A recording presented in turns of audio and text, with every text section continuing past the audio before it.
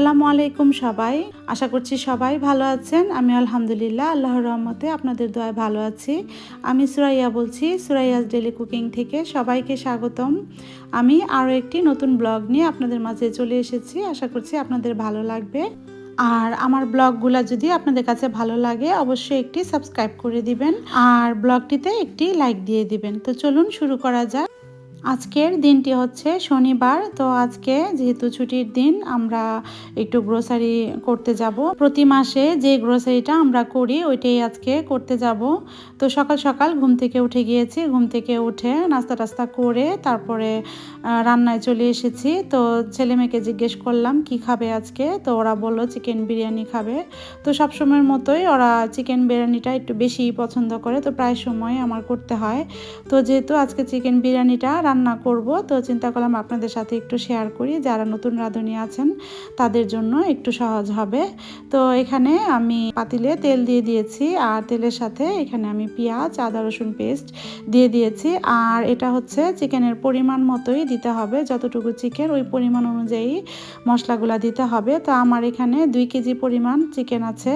তো 2 কেজি চিকেনে আমি এখানে 1 কাপ পরিমাণ পেঁয়াজ দিয়ে দিয়েছি, কিছু গরম মশলা দিয়ে দিয়েছি আর এখানে 2 টেবিল চামচ আদা রসুন পেস্ট দিয়ে দিয়েছি আর 1.5 টিস্পুন আমি ধনে গুঁড়া আর 1.5 টিস্পুন আমি জিরার গুঁড়া দিয়ে দিয়েছি আর এখানে 3 টেবিল চামচ পরিমাণ টক দই দিয়ে দিয়েছি। আর এখানে আমি হাতে কিছু মশলা বানিয়েছিলাম আর আমার এই ভিডিওটা স্কিপ হয়ে গিয়েছে, জানি না, ভিডিওটা খুঁজে পাচ্ছি না, মনে হয় আমি অন করতে ভুলে গিয়েছি।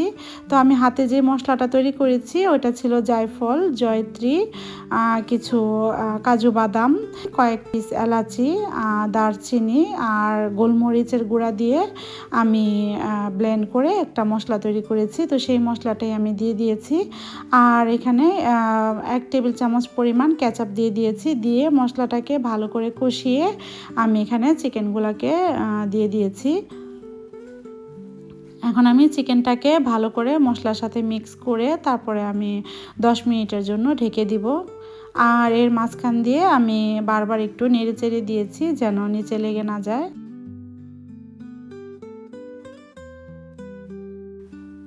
আর এখানে আমি রেডিমেড একটা মশলা দিয়েছি, এটা হচ্ছে লাজিজার একটা মশলা, পোলাও বিরিয়ানি।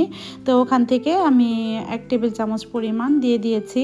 যেহেতু আমি হাতে করা মশলাটাও ইউজ করি, সবসময় হাতে নিজে করে মশলাটা দিই, তো রেডিমেড মশলাটা আমার অত বেশি লাগে না। আর এই রেডিমেড মশলাগুলো একটু ঝাল হয়, বেশি ঝাল হলে আবার আমার ছেলে মেয়ে খেতে পারে না। তাই আমি মশলাটা সবসময় একটু হাতে করে বিরিয়ানির মশলাটা করে দেওয়ার চেষ্টা করি।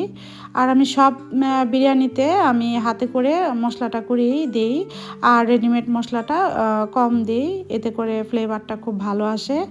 আর এখানে কিছু আলুও দিয়ে দিয়েছি। আলুটা আমি সবসময় তেলে ভেজে দিই, আজকে যেহেতু তাড়াহুড়া করে রান্না করছি তাই আলুটা তেলে ভেজে দেইনি।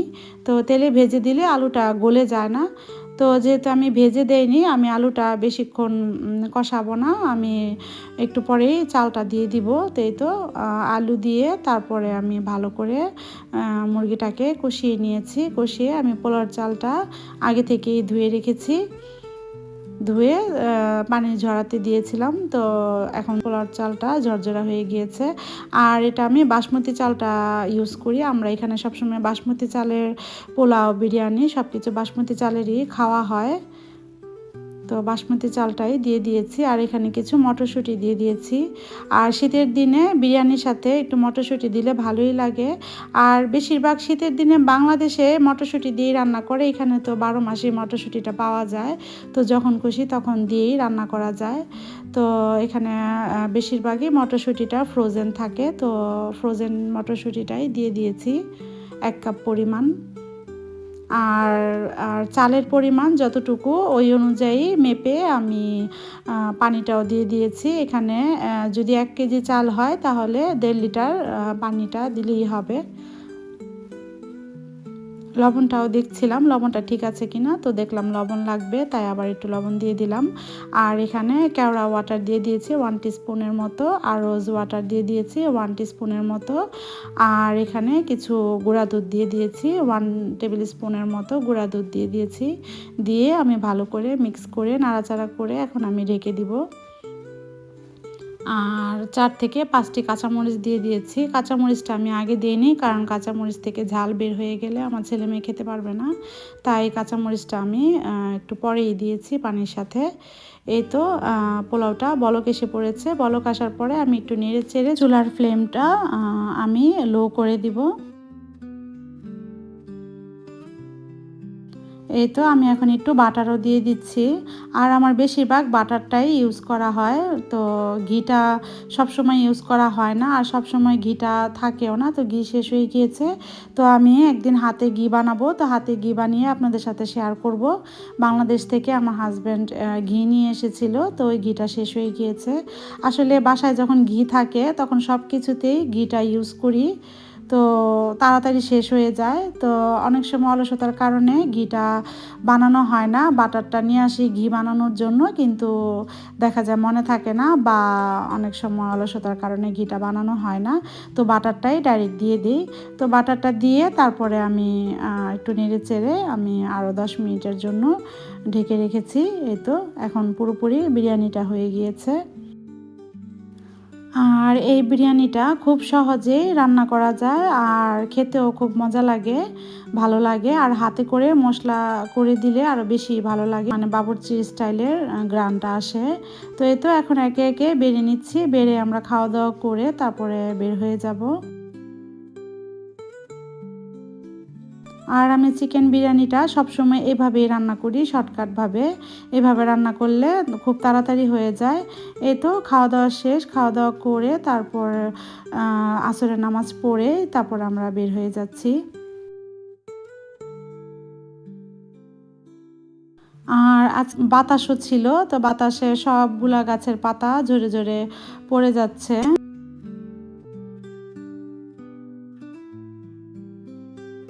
এই তো বের হয়ে যাচ্ছি।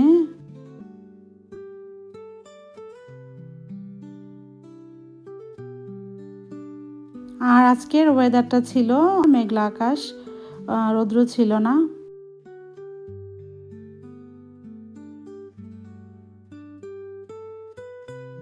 এই তো যেতে যেতে আমাদের প্রায় মাগরিবের টাইম হয়ে গিয়েছে।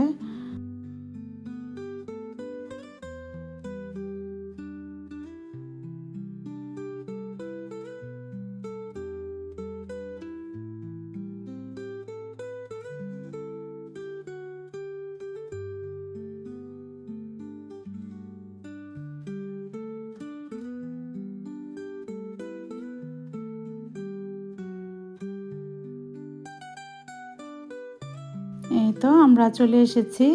আর এখন প্রতিটা মার্কেট ক্রিসমাসের জন্য খুব সুন্দর করে ওরা লাইটিং দিয়ে সাজিয়ে রেখেছে।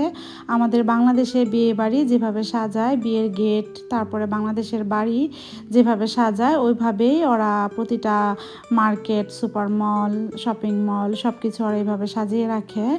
তো আমরা চলে এসেছি, গাড়িটা পার্কিং করে তারপর আমরা মাগরিবের নামাজ পড়ে নিয়েছি। মাগরিবের নামাজ পড়েই আমরা এখন ভিতরে ঢুকে যাব।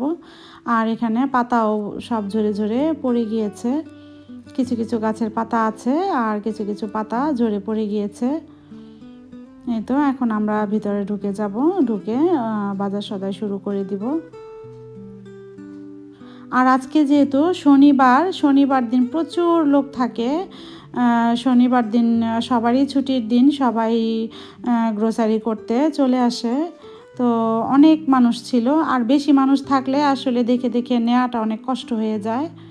আর যেহেতু প্রতিবার আমাদের মাসিক বাজারটা এখানেই করতে হয়, তো ঘুরে ঘুরেই সব সময় করি। আর একই মার্কেটের ভিতরে সব ধরনের সব কিছু পাওয়া যায়।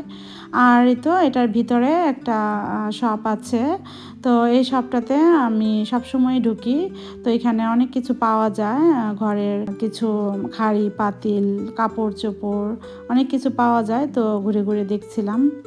এই তো ঢুকে পড়েছি, ঢুকে এখন যা যা দরকার নিয়ে নিচ্ছি। আর এখন যেহেতু অরেঞ্জের সিজন, প্রচুর অরেঞ্জ পাওয়া যায়। তো এই তো অরেঞ্জ দেখছিলাম, অরেঞ্জগুলো ছোট ছোট, তাই নিয়ে নিই।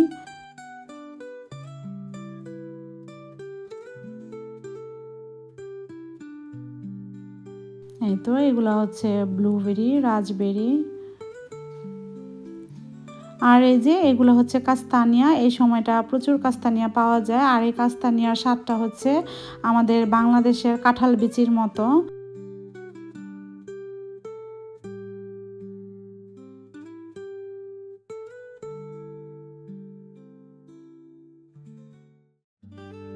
আর এই সময়টাতে প্রচুর পাওয়া যায় এই কাস্তানিয়াটা। আর যেহেতু আমার অ্যাভোকাডোটা খুব পছন্দ, তো কয়েকটা অ্যাভোকাডো নিয়ে নিচ্ছি। আর এই তো এগুলো ছোট ছোট কিছু অরেঞ্জ এই সময়টা পাওয়া যায়। তো এই অরেঞ্জটা এত টক, অনেক টক এই অরেঞ্জটা। যারা টক পছন্দ তারা এই অরেঞ্জটা খেতে ভালো লাগবে। যেহেতু আমার অত টক পছন্দ না, তাই আমি অরেঞ্জটা নিইনি। আর আপনাদের সাথে একটু দেখাচ্ছিলাম যে কত ছোট ছোট অরেঞ্জ এখানে পাওয়া যায়। আর এই তো মগো মগো, মগো মগোটাও আমার খুব পছন্দ, যদিও অনেক মিষ্টি। তো প্রতিবার গেলে আমি, আমার মেয়ে, আমার ছেলে এই মগো মগোটা নিই। আর আমার হাজব্যান্ড এই মগো মগোটা খায় না, কারণ যেহেতু অনেক মিষ্টি। আর আমার কাছে খুব ভালো লাগে এই মগো মগোটা। আর এই তো কিছু সবজিও নিয়ে নিচ্ছি।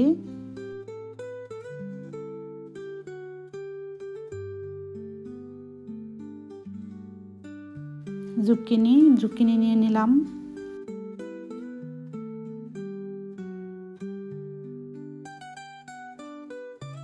এই তো আমার আদা রসুন পেস্টও শেষ হয়ে গিয়েছে, তাই এখান থেকে আদাও নিয়ে নিলাম। আর রসুনটা আগেই কেনা হয়েছে।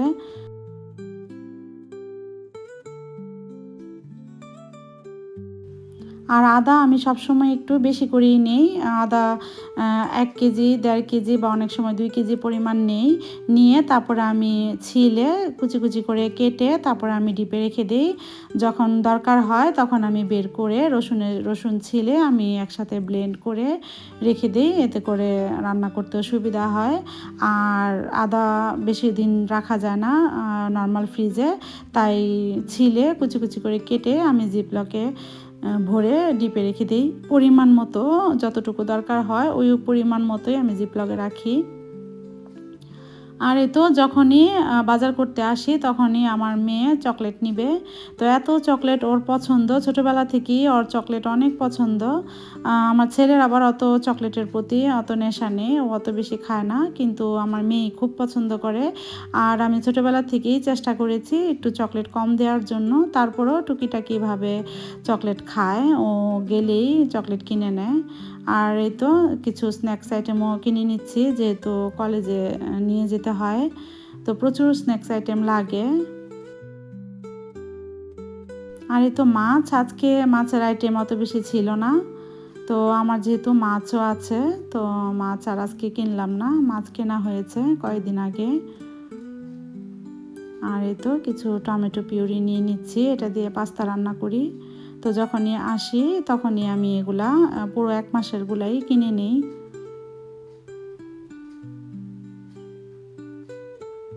এই তো মলিনোর এই পাউরুটিটা ওরা খুব পছন্দ করে, খুব সফট এই পাউরুটিটা। তো এই পাউরুটিটাও নিয়ে নিলাম, আর আমার হাজব্যান্ড কফি নিয়ে নিল। আর এই তো বেশিরভাগই বাজার করা হয় ওদের কলেজে নিয়ে যাওয়ার স্ন্যাক্স আইটেমগুলা, তো ওইগুলাই বেশিরভাগ কেনাকাটা করা হয়। এই তো চিপস, বিস্কিটস, বাদাম, অনেক কিছুই নেয়। এক এক সময় এক এক দিন এক একটা নিয়ে যায়।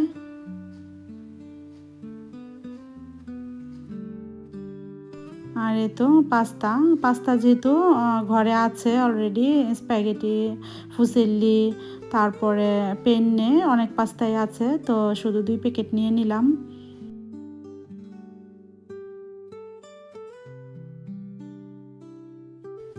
এই তো এখন তেলও নিয়ে নিচ্ছি, আর তেলটাও পুরো মাসেরটাই নিয়ে নিলাম। আর আমি এই গ্রোসারি মার্কেটটা আসলে আমি সব সময় চেষ্টা করি তেল, লবণ, চিনি, ময়দা যেগুলা 1 মাস রেখে খাওয়া যায় ওগুলাই আমি নিয়ে নেই। আর সবজিটা সবসময় আমি এক সপ্তাহ করে নেই। 1 সপ্তাহ সবজি নেই, আবার শেষ হয়ে গেলে আবার আরেক সপ্তাহের জন্য নিয়ে নেই। আর এখানে অনেক আইটেমের ডেজার্টও বিক্রি করে, তো সব ডেজার্ট তো আর নেওয়া যায় না। তো যেগুলো কিছু ডেজার্ট আছে ওরা ভেজিটেবল অয়েল দিয়েই তৈরি করে, তো ওগুলো আমাদের ইনগ্রেডিয়েন্টস ইনগ্রেডিয়েন্টস দেখে দেখেই নিতে হয়। তো বাজার করতে করতে আমাদের ক্ষুধাও লেগে যায়, এখান থেকে কিছু ক্রোসেন্ট নিয়ে নিই। তো নিয়ে তারপরে আমরা বাজারের শেষে ক্রোসেন্ট আর জুস খেয়ে নিই।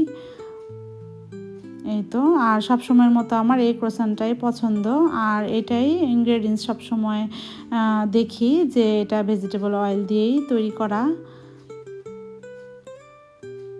এই তো কিছু প্লেট ধোয়ার লিকুইড সাবানও নিয়ে নিলাম, আর এখানে কাপড় ধোয়ারও লিকুইড সাবান নিয়ে নিলাম। আর এই লিনরের এই লিকুইড সাবানটা, কাপড় ধোয়ার লিকুইড সাবানটার স্মেলটা অনেক সুন্দর স্মেল, তো সবসময় আমি এটাই নেই। আর এই তো এখানে ফেস ওয়াশও শেষ হয়ে গিয়েছে, ফেস ওয়াশ নিব, মুখের ক্রিম নিব।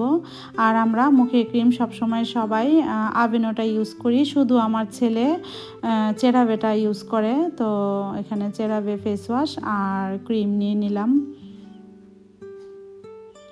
এই তো ফ্রোজেন মটরশুঁটি আর বটবটিও নিয়ে নিলাম। আর এখানে কিছু স্পিনাচি শাক আছে ফ্রোজেন করা, তো স্পিনাচি শাক নিয়ে নিলাম। আর স্পিনাচি শাকটা ফ্রোজেনটাই শীতের সময় বেশি নেওয়া হয়, কারণ শীতের মধ্যে ফ্রেশ শাকটা ধুতে আসলে ঠান্ডা লেগে যায়, ধুতে ইচ্ছা করে না, তাই ফ্রোজেনটা রাখি। তো অনেক সময় দেখা যায় ঠান্ডা লাগলে বা পানি হাতাতে ইচ্ছা না করলে তখন এই ফ্রোজেনটাই রান্না করে ফেলি। এই তো আমাদের সব বাজার সদাই শেষ, এখন পেমেন্ট করে ফেলবো।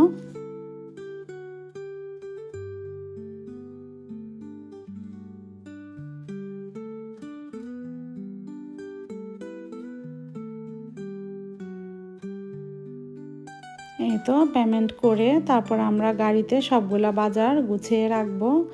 আর এই বাজারগুলা আসলে বাজার করার চেয়ে সবসময়ের মতোই বলি, বাজার করার চেয়ে বাজার গুছানোটা অনেক কষ্ট। বাসায় এসে আমি আর আমার হাজব্যান্ড মিলে, দুজনে মিলেই বাজার টাজার এগুলো সব কিছু গুছিয়ে রাখি জায়গাটা জায়গার মতো। তো এক সময় আপনাদেরকে শেয়ার করব আপনাদের সাথে আমি কিভাবে বাজারগুলা গুছিয়ে রাখি বাসায়। এই তো গাড়িতে রাখা শেষ, এখন আমরা বাসার উদ্দেশ্যে রওনা হয়ে গেলাম।